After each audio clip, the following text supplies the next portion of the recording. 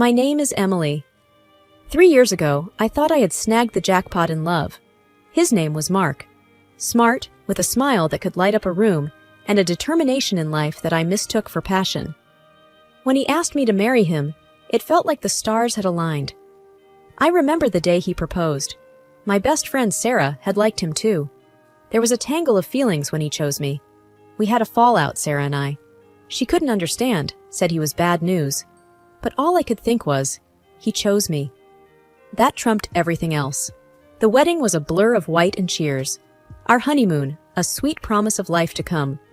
But fairy tales are for storybooks, and ours turned pretty ordinary real quick. Our first morning back, Mark looked over the breakfast I made and frowned. "You call this eggs?" he said, and it stung more than I expected.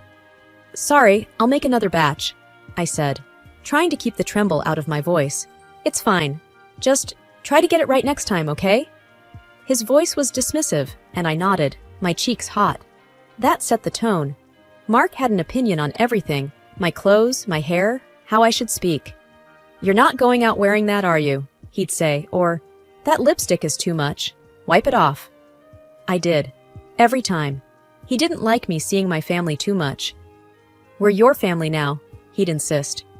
And so, calls to my mom and dad dwindled. Visits home became sparse. I didn't talk about it to anyone. Everyone thought we were the perfect couple. I was good at smiling when I needed to, laughing at the right moments. Inside, I felt like I was disappearing. It wasn't all bad, or maybe I just told myself that. Mark had moments of kindness, when he'd surprise me with flowers, or take me out to a nice dinner. "For my beautiful wife," he'd say. And for a night, I could pretend we were okay. But those nights were rare. Most days, I felt like I was walking on a tightrope, trying not to fall. It was exhausting and lonely. So very lonely. The first year melted into the second, and the subtle jabs turned into something more persistent. Mark's criticism became a daily soundtrack. It was about everything, from the way I dressed to how I managed the house. "Is this how you plan to keep the house? It's a mess." Mark's voice cut through the silence as he surveyed the living room. His shoes left prints on the carpet, tracking in the grime of his day. "I cleaned it this morning," I replied, keeping my voice steady. "You must have brought in some dirt." He clicked his tongue. "Well, clean it up again.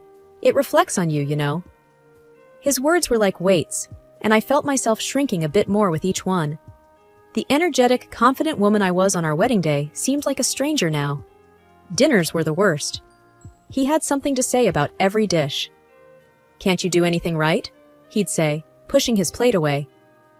"I'm trying, Mark. I followed the recipe," I'd answer, fighting back the hurt. I was trying so hard it felt like that's all I did. "You should try harder," he'd snap back. And so I did, or at least I tried to. I missed my friends, my family. I missed Sarah. But Mark had drawn a line I felt I couldn't cross. "They'll just fill your head with nonsense," he'd argue whenever I mentioned visiting my parents. "We're your family now. You need to prioritize us." One evening, when I suggested calling my parents for the holidays, he was quick to dismiss the idea. "Can't we just have one holiday by ourselves? Is that too much to ask?" It wasn't a question, though. It was a directive. And like everything else, I complied. I started to fade into the background of my own life. The laughter and warmth that used to fill me had evaporated, leaving a hollow shell moving through the days. The Emily that used to argue, that stood up for herself, had gone silent. Sometimes I'd catch my reflection in the mirror and hardly recognize the woman staring back at me. Where was the fire, the spark that used to define me? It had been doused by a constant drip of disapproval and disappointment. Yet, I held on to something, a sliver of hope, maybe, or just the memory of what I thought we had. I kept thinking that maybe, just maybe, things would get better. But deep down, I knew I was clinging to the remnants of a dream that had lost its color a long time ago. We went to a resort for vacation, our first in a long while. Mark had been on edge about a big project at work, and I thought the time away might soften the tension. The resort was Mark's idea of unwinding, luxurious, secluded, with a view of the ocean that should have been calming. The first morning there, I woke up early, slipped out of bed, and walked onto the balcony. The ocean was beautiful, a vast stretch of blue that met the sky somewhere far off. I should have felt peace, but instead I felt the same unease I always did, wondering what the day with Mark would bring. Morning. Mark's voice came from behind me, a bit gruff, not quite awake. I turned with a smile. Morning. Look at the view, isn't it beautiful? He stepped beside me, his hand cold as it brushed mine. Yeah, it's all right. Make sure you put on sunscreen. I don't want you getting burned and complaining later. Of course, I replied, my smile fixed in place. We spent the day by the pool, Mark working on his tan, me making sure his glass was always full, his needs met. It was like being home, just with a nicer backdrop. That evening, my phone rang, a call from my Aunt Laura. My heart sank at her tone. Emily, it's Mom. She's in the hospital, heart problems. It's serious. Laura's words hit me like a truck. Oh my God, is she okay? What happened? Panic filled my voice. They're doing what they can. You should come home, Em. I promised I would and hung up. Turning to Mark, my hands shaking, I told him what happened. Your mom's in the hospital? He repeated, his frown deepening. For a second, I thought I saw anger. Yeah, I need to go home. It's her heart, I stammered, trying to keep the tears at bay. He was quiet for a moment, then, Fine, I'll book your flight. Relief flooded me. Thank you, Mark.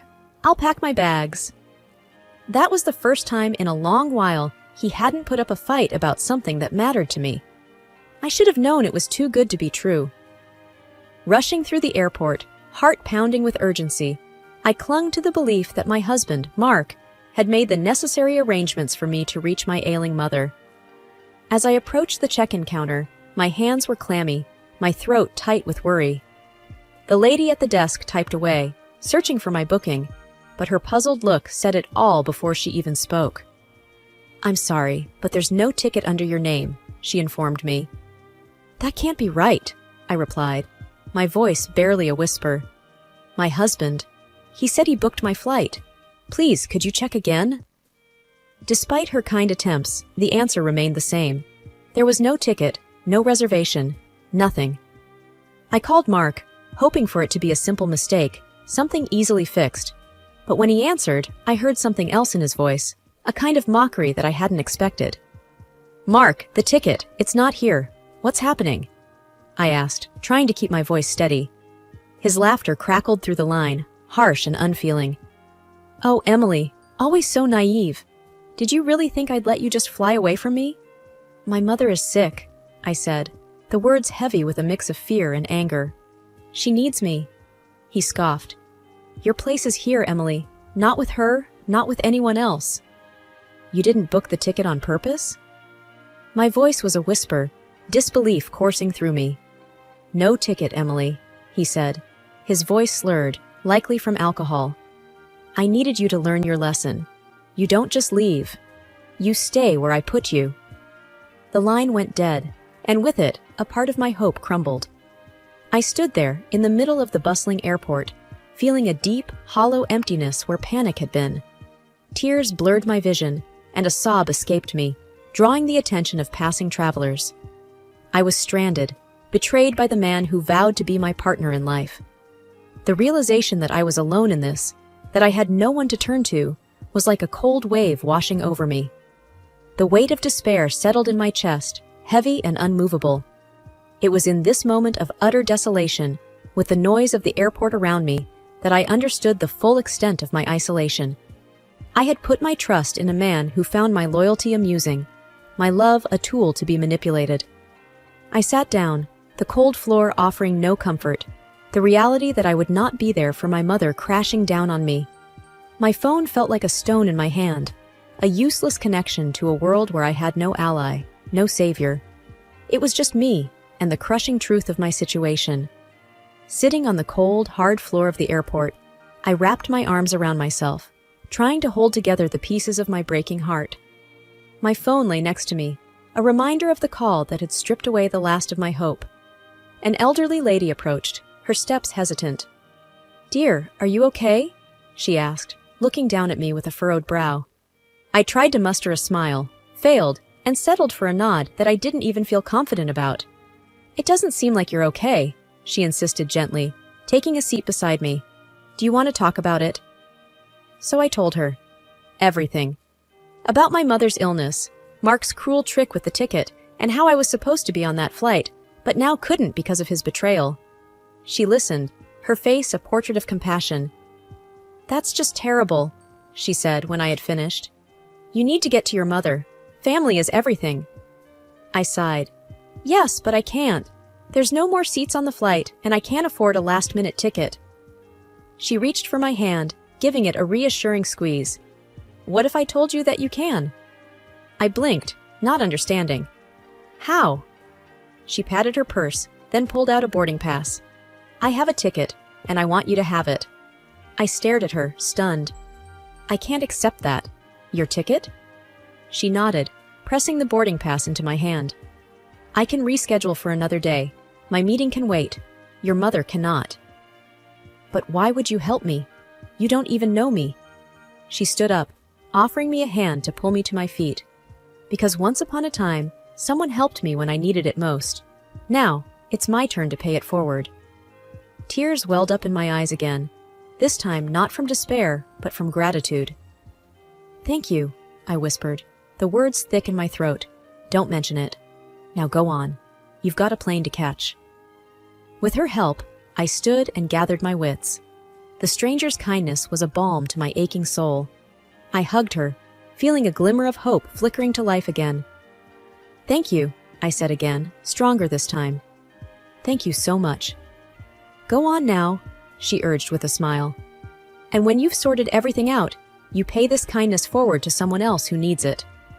With that, I hurried towards the gate, her boarding pass clutched in my hand, her generosity propelling me forward. This stranger had given me more than a ticket.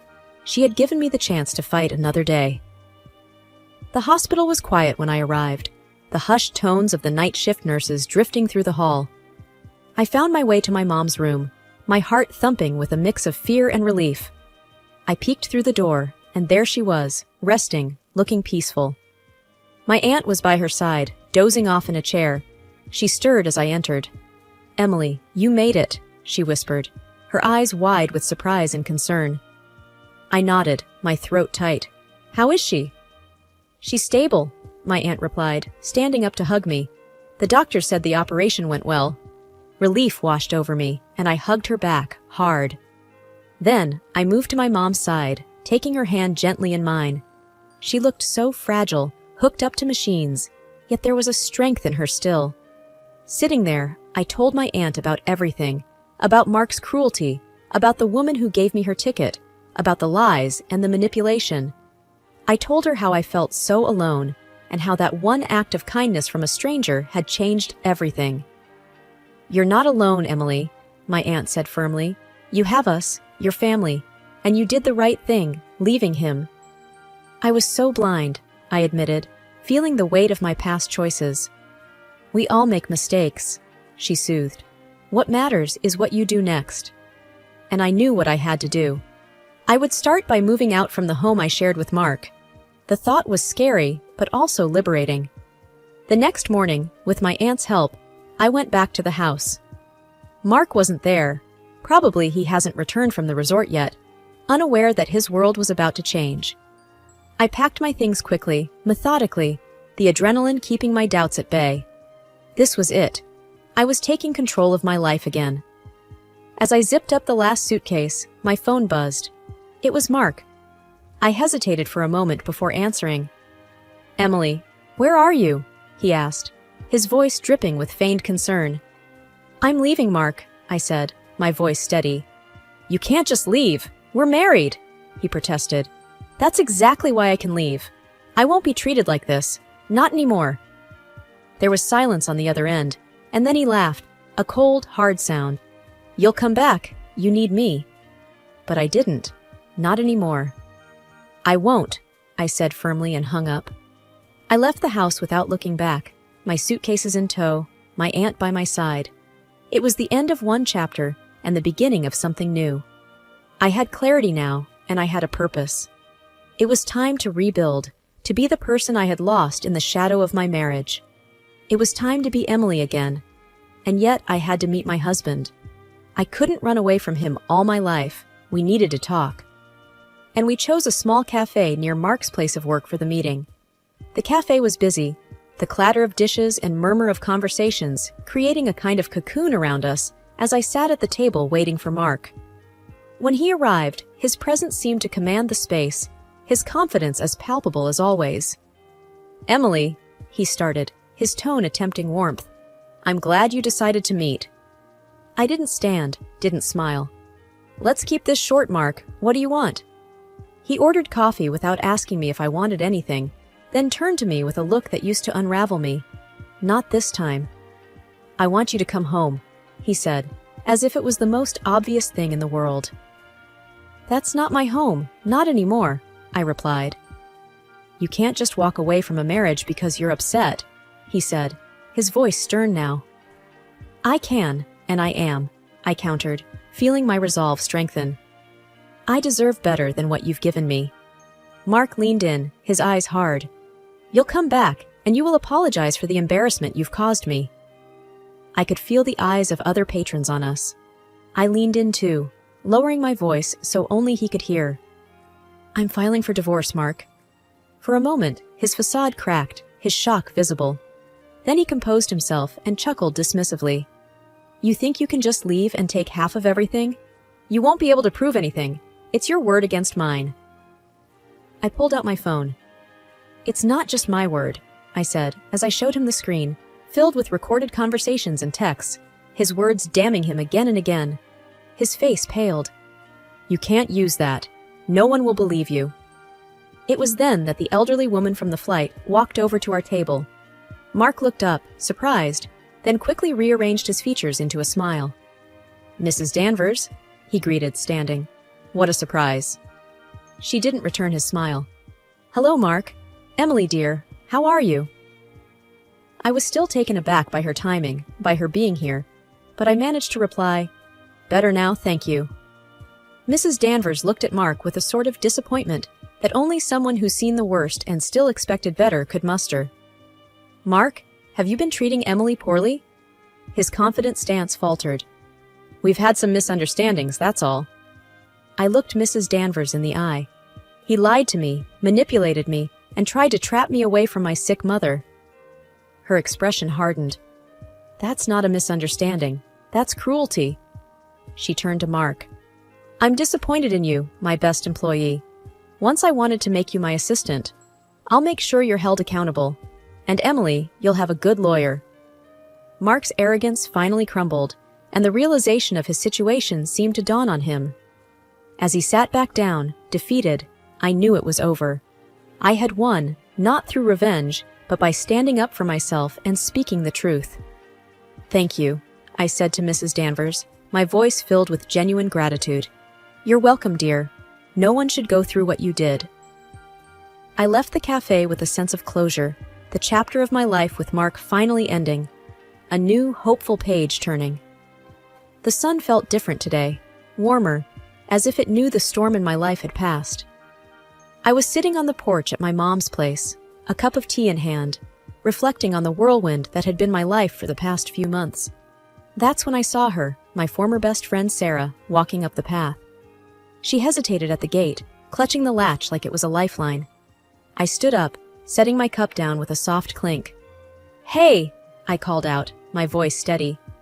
Sarah's eyes met mine, a mix of hope and fear in them. "Hi, Emily, can we talk?" I nodded, opening the gate for her.